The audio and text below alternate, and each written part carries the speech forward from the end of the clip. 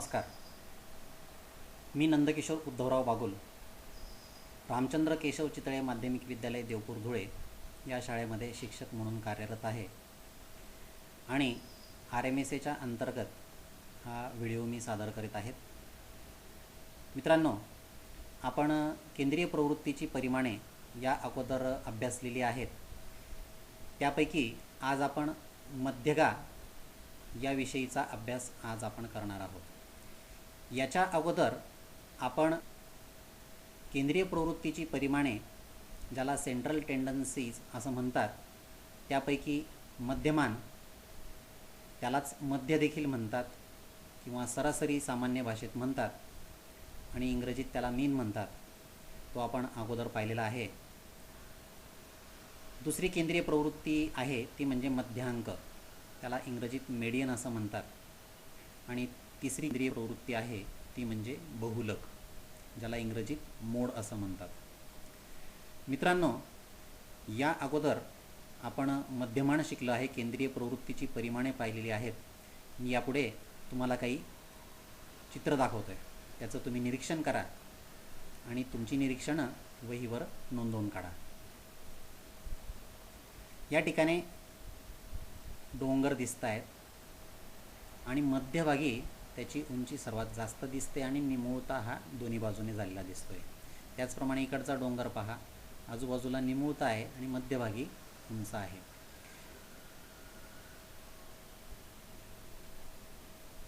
हा पण एक डोंगराचा एक भाग आहे, मध्यभागी उंच आहे, दोन्ही बाजूला निमुळता आहे. निसर्गामध्ये अशी वेगवेगळ्या प्रकारची आपल्याला निमुळते, मध्यभागीच एकवटलेली केंद्रीय प्रवृत्ती आपल्याला दिसून येते. झाडाचं चित्र पाहिलं तर त्या ठिकाणी देखील झाड हे उंच मध्यभागी असतं आणि आजूबाजूला निमुळतं असतं. या ठिकाणी काही मुली आहेत.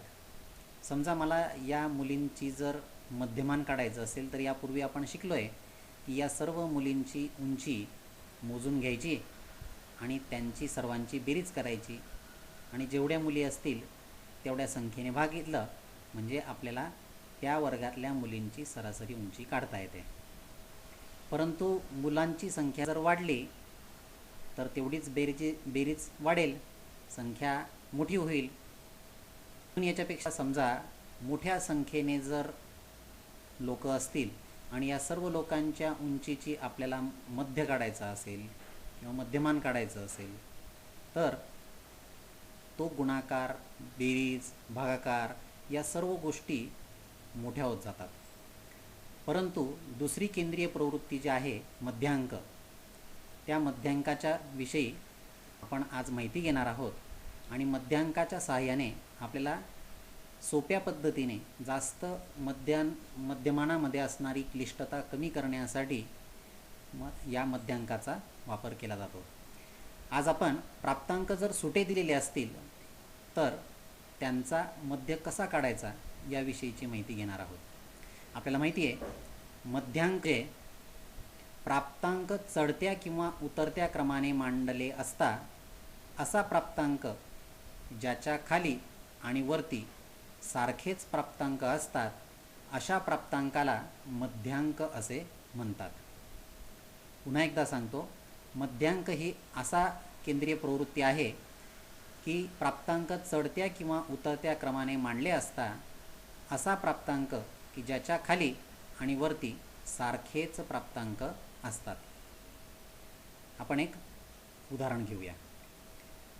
हे वर्गातले विद्यार्थी आहेत, 1 2 3 4 5 6 7, म्हणजेच एकूण विद्यार्थ्यांची संख्या 7 आहे की जी प्राप्तांक हे विषम आहेत असं आपल्याला याच्यातनं दिसतंय. आणि या विद्यार्थ्यांना मिळालेले जे गुण आहेत ते या पद्धतीने दिलेले आहेत. आता या विद्यार्थ्यांचा सरासरी गुण किती मिळालेले असतील तर आपण या अगोदर करत होतो की सर्व प्राप्तांकांची बेरीज करायची, म्हणजे सर्व विद्यार्थ्यांना मिळालेल्या गुणांची बेरीज करायची आणि त्याला एकूण विद्यार्थी संख्येने भागितलं तर आपल्याला मध्य काढता येत होता. परंतु मध्यांक काढत असताना थोडी वेगळ्या पद्धतीने आपल्याला सहजतेने मध्यांक काढता येतो. यासाठी हे सर्व प्राप्तांक आपल्या अगोदर पाहिल्याप्रमाणे चढत्या किंवा उतरत्या क्रमाने मांडायचे आहेत. आपण हे प्राप्तांक उतरत्या क्रमाने मांडलेले आहेत, चढत्या क्रमाने मांडलेले आहेत. आणि या प्राप्तांकाचा मधला प्राप्तांक आपल्याला शोधायचा आहे. तो कसा शोधतात बघूया आपण. बघा, व्याख्या अशी होती की वर आणि खाली समान प्राप्तांक असतील असा मधला जो प्राप्तांक असेल तो प्राप्तांक म्हणजे त्या दिलेल्या सामग्रीचा मध्यांक असतो. या ठिकाणी हे प्राप्तांक चढत्या क्रमाने मांडलेली आहेत आणि या ठिकाणी हे प्राप्तांक वरच्या बाजूला 3 आणि खालच्या बाजूला 3 आपण सोडून दिलेले आहेत. आणि मधला जो प्राप्तांक आहे तो मधला प्राप्तांक म्हणजे हा प्राप्तांक आणि तो या दिलेल्या सामग्रीचा मध्यांक आहे. आता हा मध्यांक काढण्याचं एक सूत्र आहे. जर प्राप्तांक हे विषम संख्येने असतील, जर हे प्राप्तांक विषम संख्येने असतील तर त्यांचं सूत्र आहे n म्हणजे एकूण सामग्रीमध्ये असणारे प्राप्तांक, त्याच्यामध्ये 1 मिळवायचा आणि त्याला 2ने भागायचं. तो जो क्रमांक येईल तितक्या क्रमांकाचा प्राप्तांक म्हणजे त्या दिलेल्या सामग्रीचा मध्यांक असतो. आता या ठिकाणी दिलेले जे प्राप्तांक आहेत ते एकूण 7 आहेत. मग 7 अधिक 1 म्हणजे 8, 8 भागिले 2 म्हणजे 4, म्हणजे चौथा प्राप्तांक जो असेल 1, 2, 3, 4 हा चौथा प्राप्तांक म्हणजेच या दिलेल्या सामग्रीचा मध्यांक आहे. आणि म्हणून दिलेल्या सामग्रीचा मध्यांक 39 आहे असे आपण म्हणू शकतो. आता समजा परंतु जर दिलेले प्राप्तांक हे विषम नसतील तर अशा सामग्रीचा आपल्याला मध्यांक काढायचा असेल तर तो मध्यांक कसा काढणार, तर त्यासाठी उदाहरण घेऊया. जेव्हा हे प्राप्तांक समसंख्येने असतील, आता या ठिकाणी बघा 1, 2, 3, 4, 5, 6, 7 आणि 8 एकूण 8 विद्यार्थ्यांचा आपल्याला मध्यांक काढायचा आहे. लक्षात घ्या, आपण प्राप्तांक सुटे दिलेले असतील तर अशा सुट्या प्राप्तांक दिलेल्या सामग्रीचा मध्यांक कसा काढायचा यासाठीचा आपण हा व्हिडिओ पाहत आहोत. आता हे दिलेले प्राप्तांक परत आपण एकदा चढत्या किंवा उतरत्या क्रमाने मांडायचे आहेत. तर आपण हे चढत्या क्रमाने मांडूयात. हे प्राप्तांक आपण चढत्या क्रमाने मांडलेले आहेत. आणि हे प्राप्तांक मांडल्यानंतर व्याख्येनुसार वरच्या बाजूला आणि खालच्या बाजूला सारखेच प्राप्तांक असले पाहिजेत. परंतु संख्येने 8च असल्याकारणाने मध्यभागी म्हणजे याच ठिकाणी येतील आणि जिथे प्राप्तांक नाही आहे मग अशा वेळी आपण मध्यांक पद्धतीने काढतो. हे वरच्या बाजूला 3 आणि खालच्या बाजूला 3, मधल्या भागामध्ये 2 प्राप्तांक येत आहेत. मग या 2 प्राप्तांकांचा जर आपण मध्यमान काढलं तर आपल्याला दिलेल्या या सामग्रीचा मध्यांक काढता येऊ शकेल. बघूया. बघा, या ठिकाणी हे जे मधले प्राप्तांक आहेत ते आहेत 37 आणि 39. मग 37 आणि 39 n भागिले 2 म्हणजे एकूण प्राप्तांक आहे 8, 8 भागिले 2 म्हणजे 4 आणि 4 अधिक 1, 4 अधिक 1 म्हणजे 5. चौथा आणि पाचवा प्राप्तांकांची सरासरी काढायची. बघा 1, 2, 3, 4 हा चौथा प्राप्तांक आहे 37 आणि पाचवा प्राप्तांक आहे 39. म्हणजे जर आपण या 37 आणि 39 या प्राप्तांकांची सरासरी काढली तर या दिलेल्या सामग्रीचा आपल्याला मध्यांक काढता येऊ शकेल. तो आहे 37 आणि 39 आणि 2च प्राप्तांक असल्या कारणाने त्यांची सरासरी काढताना 2ने भागायला लागेल. मग 37 अधिक 39 76 भागिले 2 बरोबर 38 हा दिलेल्या सामग्रीचा मध्यांक आहे.